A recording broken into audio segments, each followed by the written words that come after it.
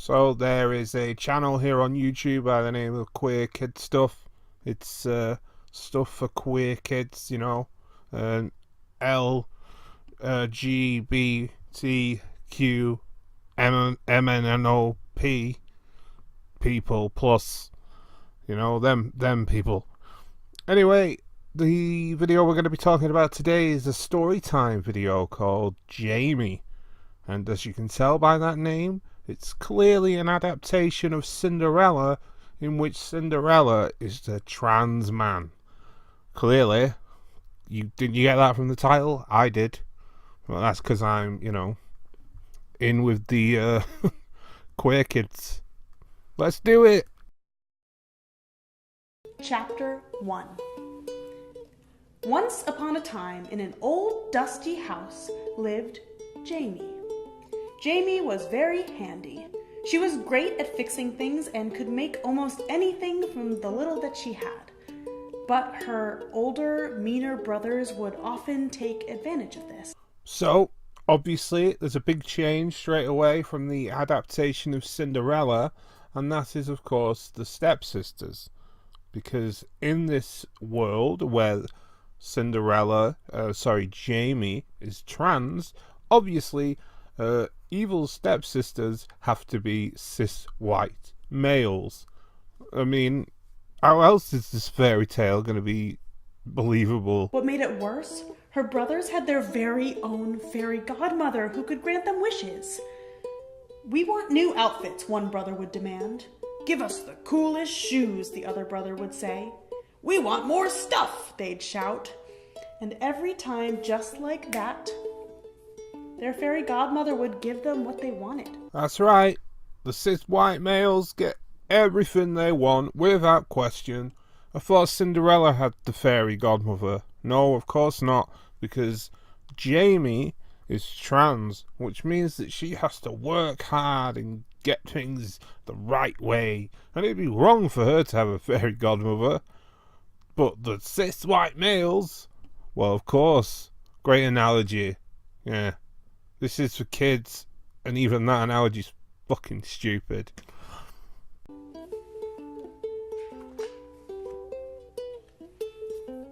Jamie asked if she could make a wish too.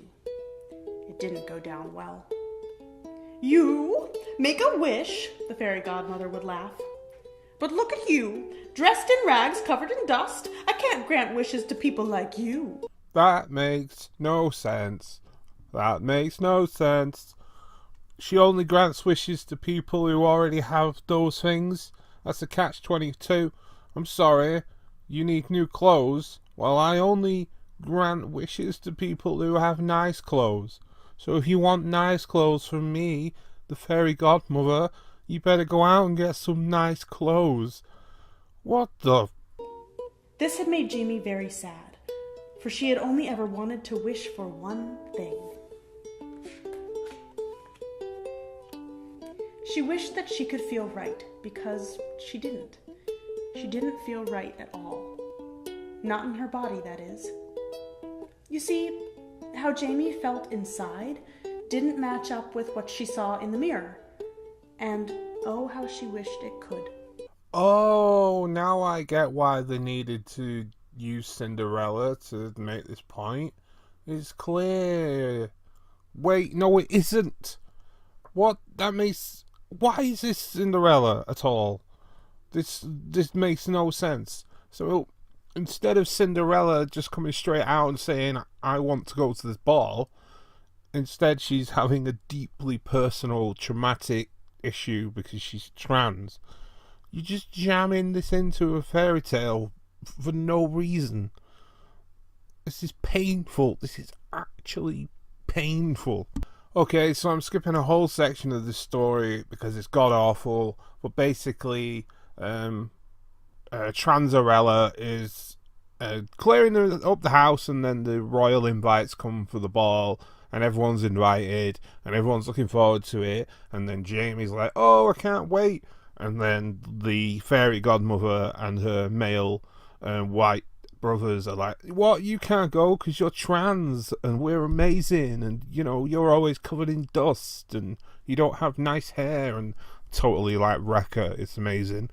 And then they laugh at her, and they get like all their wishes granted for the rest of the night. They get like peanut butter blowjobs from Scarlett Johansson. I have no fucking clue what a peanut butter blowjob is, but I'll take one, please. So anyway, you call home now. Let's carry on. She went out into the garden and found the biggest pumpkin she could find. All it needed was a few modifications and it would make a great ride. Bollocks. No, not buying it. I mean, okay, when there's magic involved, and in Cinderella and the fairy godmother waves a wand and a pumpkin turns into a carriage, yeah, I'll buy that. But I'm not buying that Jamie goes out into her field, and we saw earlier in the video that she doesn't live in a farm or anything. She lives in like flats in the city. She goes out and to the biggest pumpkin that she can find. So there's other pumpkins. There's a pumpkin patch. It's probably not even hers. And she goes to the pumpkin and she's like, "Oh, a few modifications, I can make a car." And also you've got to remember that her brothers have just left for the ball, so she's doing this not even in one night, but in like an hour. So there's a big pumpkin, and already that's bollocks. But she makes a car out of it. This is contrived garbage. Oh, it's for kids, isn't it? Yeah. Alright, fair enough.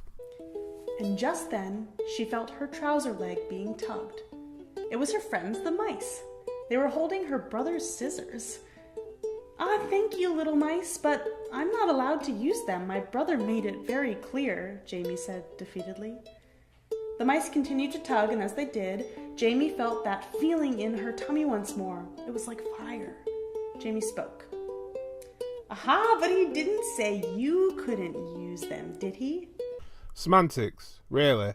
There's a big pumpkin car outside and talking mice, and we're gonna allow a haircut because of semantics. Jesus. Jamie sat up. She looked in the mirror. "Oh," Jamie gasped. She remained silent for a short while. She then spoke. "Wow," she said to the mice, clearly very happy with what she saw.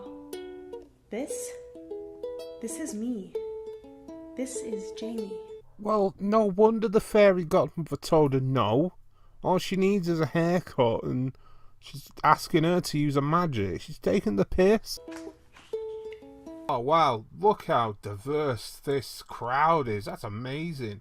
We've got a Muslim woman, a homosexual, a nerd, a black lady, Chinese lady, a disabled black man, a raccoon or some shit, I don't know.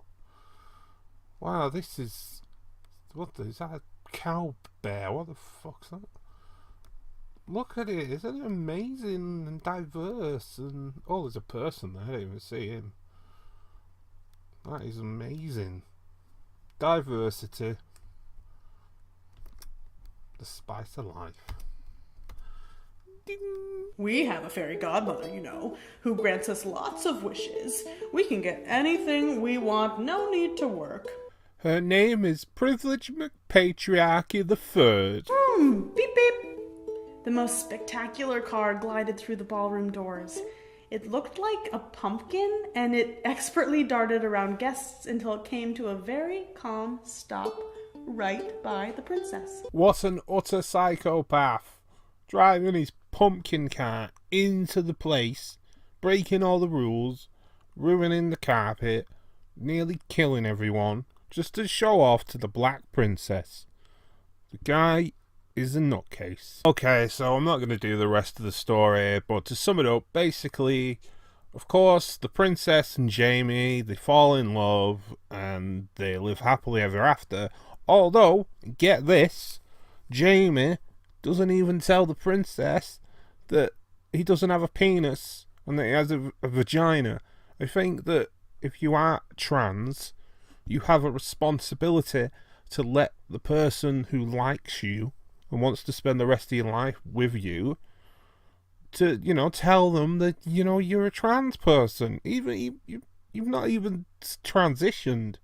You've not even started taking any supplements, or I'm not even going to try and sound educated on the subject, but you've just had a haircut, and you may pass, and that's great, but you need to let the princess know.